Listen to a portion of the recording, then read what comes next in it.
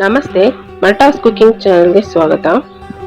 ಇವತ್ತು ನಾನು ಮಾಡ್ತಾ ಇದ್ದೀನಿ healthy and tasty bonda soup.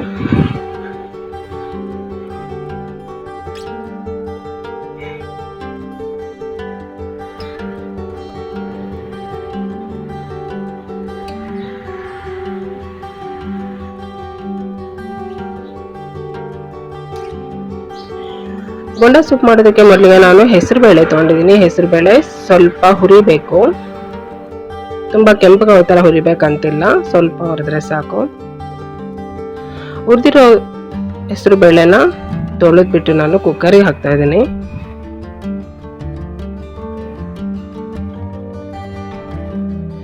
ಅದ್ರ ಜೊತೆಗೆ ಚಿಕ್ಕದಾಗಿ ಹೆಚ್ಚಿರೋ ಟೊಮೆಟೊ, ಹಸಿಮೆಣಸಿನ್ಕಾಯಿ ಮತ್ತು ಈರುಳ್ಳಿ ಕೂಡ ಹಾಕ್ತಾ ಇದ್ದೀನಿ.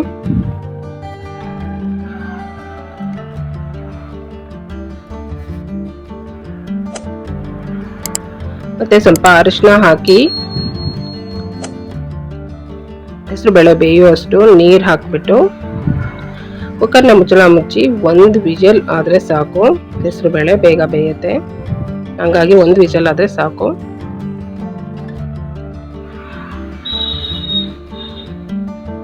ಈಗ ನೋಡಿ ಬೇಳೆ ಬೆಂದಿದೆ.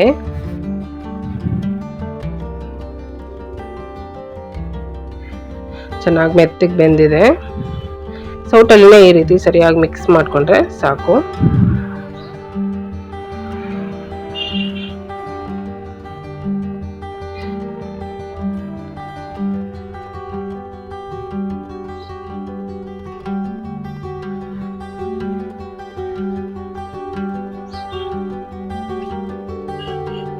ಇದಾದ್ಮೇಲೆ ಈಗ ನಾನು ಒಂದು ಪಾತ್ರೆಗೆ ಒಗ್ಗರಣೆ ಹಾಕೋತೀನಿ. ಒಗ್ಗರಣೆಗೆ ಎಣ್ಣೆ ಹಾಕಿ ಎಣ್ಣೆ ಚೆನ್ನಾಗಿ ಬಿಸಿ ಆಗಲಿ. ಎಣ್ಣೆ ಬಿಸಿ ಆದಮೇಲೆ ಸಾಸಿವೆ ಹಾಕಿ, ಸಾಸಿವೆ ಸಿಡಿಬೇಕು. ಸಿಡಿದಾದ್ಮೇಲೆ ಸ್ವಲ್ಪ ಜೀರಿಗೆ ಹಾಕಿ ಕರಿಬೇವಿನ ಸೊಪ್ಪು ಹಾಕ್ತಾ ಇದ್ದೀನಿ. ಆಮೇಲೆ ಸ್ವಲ್ಪ ಹಿಂಗು ಹಾಕ್ತಾ ಇದ್ದೀನಿ. ಇಷ್ಟು ಹಾಕಿದ್ಮೇಲೆ ಒಗ್ಗರಣೆ ಆಗುತ್ತೆ. ಇದಕ್ಕೆ ನಾನು ಬೇಯಿಸಿಟ್ಟಿರುವಂಥ ಹೆಸರುಬೇಳೆನ ಮಿಕ್ಸ್ ಮಾಡ್ತೀನಿ.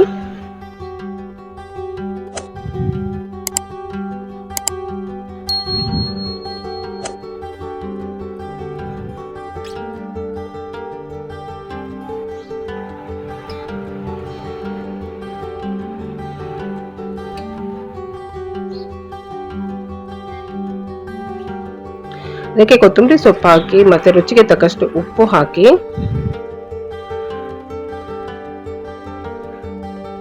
ಸೂಪು ತೆಳುವಾಗಿದ್ದರೆ ಚೆನ್ನಾಗಿರುತ್ತೆ. ಹಂಗಾಗಿ ಅದಕ್ಕೆ ಎಷ್ಟು ಬೇಕಾಗುತ್ತೋ ನೋಡಿ ನೀರು ಹಾಕೋಬೇಕಾಗತ್ತೆ.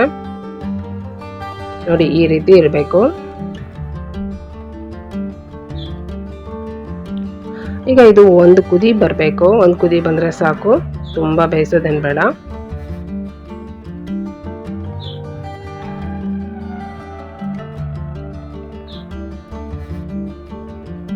ಈಗ ನೋಡಿ ಚೆನ್ನಾಗಿ ಕುದೀತಾ ಇದೆ. ಇಷ್ಟಾದರೆ ಸಾಕು, ನಾನು ಸ್ಟವ್ ಆಫ್ ಮಾಡ್ತೀನಿ. ಈಗ ಇದು ಸೂಪ್ ರೆಡಿ ಇದೆ.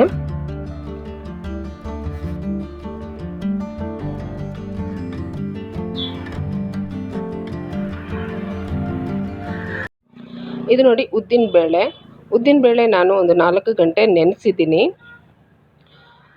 ನಿಮಗೆ ಟೈಮ್ ಇಲ್ಲ ಅಂದರೆ 2 ಗಂಟೆ ನೆನೆಸಿದ್ರು ಸಾಕಾಗುತ್ತೆ. 2 ಅಥವಾ 2ರಿಂದ 3 ಗಂಟೆ ತನಕ ನೆನೆಸಿದ್ರೆ ಸಾಕಾಗುತ್ತೆ. ಇದನ್ನು ನಾನು ಮಿಕ್ಸಿ ಜಾರ್ಗೆ ಹಾಕಿ ಮಿಕ್ಸಿ ಮಾಡ್ಕೊತೀನಿ. ನೈಸಾಗಿ ಮಿಕ್ಸಿ ಮಾಡಬೇಕು. ನೋಡಿ ನಾನು ನೈಸಾಗಿ ಮಿಕ್ಸಿ ಮಾಡಿದ್ದೀನಿ. ಸ್ವಲ್ಪ ನೀರು ಹಾಕಿ ಮಿಕ್ಸಿ ಮಾಡಿ, ಸ್ವಲ್ಪ ತೆಳು ಇದ್ರೂ ನಡೆಯುತ್ತೆ. ಯಾಕಂದರೆ ನಾವು ಬೋಂಡಾ ಮಾಡ್ತಾ ಇದ್ದೀವಿ, ರೌಂಡಿಗೆ ಬೋಂಡಾ, ವಡೆ ಮಾಡ್ತಾ ಇಲ್ಲ. ವಡೆ ಆದರೆ ವಡೆಗೆ ಶೇಪ್ ಕೊಡೋದಕ್ಕೆ ಹಿಟ್ಟು ಗಟ್ಟಿಯಾಗಿ ರುಬ್ಬಬೇಕಾಗುತ್ತೆ. ಬೋಂಡಾ ಮಾಡೋದಕ್ಕೆ ಸ್ವಲ್ಪ ತೆಳು ಇದ್ರೂ ನಡೆಯುತ್ತೆ. ಇದಕ್ಕೆ ಚಿಕ್ಕದಾಗಿ ಹೆಚ್ಚಿರುವಂಥ ಕೊಬ್ಬರಿ, ಕರಿಬೇವಿನ ಸೊಪ್ಪು, ಕೊತ್ತಂಬರಿ ಸೊಪ್ಪು ಮತ್ತು ಹಸಿ ಶುಂಠಿ ಇಷ್ಟನ್ನು ಚಿಕ್ಕದಾಗಿ ಹೆಚ್ಚಿಬಿಟ್ಟು ರುಬ್ಬಿರುವಂಥ ಉದ್ದಿನ ಬೇಳೆಗೆ ಹಾಕ್ತಾ ಇದ್ದೀನಿ. ಮತ್ತು ರುಚಿಗೆ ತಕ್ಕಷ್ಟು ಉಪ್ಪು. ನಾನು ಕಾಳು ಮೆಣಸಿನ ಪುಡಿ ಹಾಕ್ತಾ ಇದ್ದೀನಿ. ಯಾಕಂದರೆ ನನಗೆ ಬಾಯಿಗೆ ಕಾಳು ಮೆಣಸು ಸಿಗೋದು ಇಷ್ಟ ಇಲ್ಲ. ಅದಕ್ಕೆ ನೀವು ಬೇಕಿದ್ರೆ ಸ್ವಲ್ಪ ದಪ್ಪಕ್ಕೆ ಕುಟ್ಟಿ ಹಾಕ್ಬೋದು ಕಾಳು ಮೆಣಸು. ಈಗ ಇದನ್ನ ಸರಿಯಾಗಿ ಕಲಿಸ್ಬೇಕು, ಚೆನ್ನಾಗಿ ಕಲಿಸ್ಕೋಬೇಕು. ಇದು ಒಂದು 2ರಿಂದ 3 ನಿಮಿಷ ಆದರೂ ಈ ರೀತಿ ಮಾಡಬೇಕು. ಇದರಿಂದ ಚೆನ್ನಾಗಿ ಗರಿಗರಿಯಾಗಿ ಬರುತ್ತೆ ಮತ್ತು ಗಟ್ಟಿ ಆಗಲ್ಲ. ಬೋಂಡ ಸಾಫ್ಟಾಗಿ ಬರುತ್ತೆ. 2ರಿಂದ 3 ನಿಮಿಷ ಆದರೂ ಇದನ್ನ ಈ ರೀತಿ ಸರಿಯಾಗಿ ಕಲಿಸ್ಕೋಬೇಕು. ಈಗ ನೋಡಿ ನಾನು ಎಣ್ಣೆ ಕಾಯೋದಕ್ಕೆ ಇಟ್ಟಿದ್ದೀನಿ. ಮೀಡಿಯಂ ಫ್ಲೇಮಲ್ಲಿನೇ ಎಣ್ಣೆ ಕಾಯಿಸಿ ಈಗ ಅದಕ್ಕೆ ಎಣ್ಣೆ ಕಾದ್ಮೇಲೆ ಬೋಂಡ ಅದಕ್ಕೆ ಹಾಕಿ, ಯಾವುದೇ ಬೋಂಡ ಬಜ್ಜಿ ಮಾಡುವಾಗ ಯಾವಾಗಲೂ ಒಂದೇ ಥರ ಉರಿ ಇಟ್ಕೊಂಡು ಫ್ರೈ ಮಾಡಿದ್ರೆ ಎಣ್ಣೆ ಜಾಸ್ತಿ ಎಳೆಯೋದಿಲ್ಲ. ನಾನು ಶುರುವಿಂದ ಕೊನೆವರೆಗೂ ಮೀಡಿಯಂ ಫ್ಲೇಮಲ್ಲಿನೇ ಬೋಂಡ ಫ್ರೈ ಮಾಡ್ತೀನಿ. ಈ ರೀತಿ ಮಾಡೋದ್ರಿಂದ ಎಣ್ಣೆ ಜಾಸ್ತಿ ಎಳೆಯೋದಿಲ್ಲ. ತುಂಬ ಕಮ್ಮಿ ಎಣ್ಣೆಯಲ್ಲಿ ಬೋಂಡ ಮಾಡ್ಬೋದು.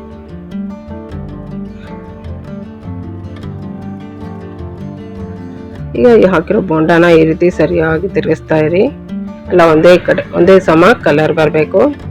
ನೋಡಿ, ಈಗ ಕೆಂಪು ತನಕ ನಾನು ಫ್ರೈ ಮಾಡಿದ್ದೀನಿ. ಇಷ್ಟಾದರೆ ಸಾಕು.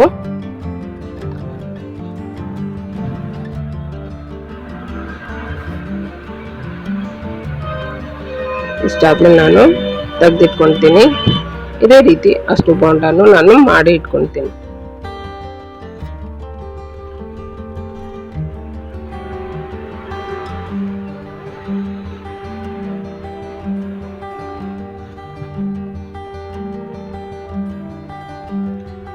ಈಗ ನೋಡಿ, ಸೂಪ್ ರೆಡಿ ಇದೆ, ಬೋಂಡ ಕೂಡ ರೆಡಿ ಇದೆ. ಬೋಂಡ ಸೂಪ್ ಈಗ ಸರ್ವ್ ಮಾಡೋದಕ್ಕೆ ರೆಡಿ ಇದೆ.